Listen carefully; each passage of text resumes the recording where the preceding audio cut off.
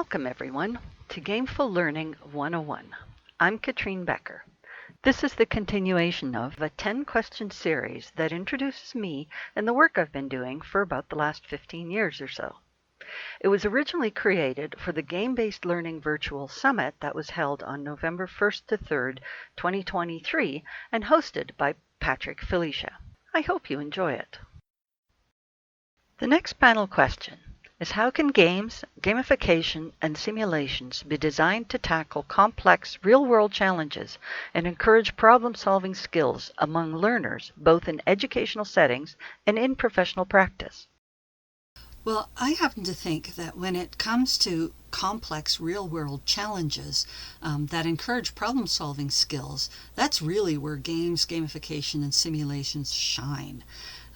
Problem-based scenarios is an obvious application for simulations and games, and they excel here.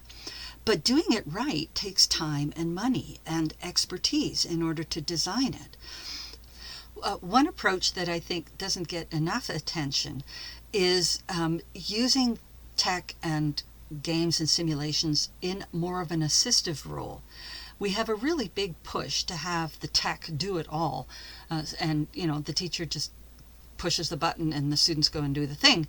But having it be more of a collective experience is, I think, really quite valuable, and it is a way to incorporate simulations and games and gamification and all of the other best practices in a way that doesn't cost an arm and a leg. The cost, actually, what it does take is time in terms of developing and designing this carefully and knowing what your goals are and being able to pinpoint what you need to do at each point in the process and how to help the teacher, the instructor, or whoever it is that is leading this. That needs to be focused on really quite heavily and hasn't been enough, is to help them put this whole thing together, because they themselves don't have the time to do the design.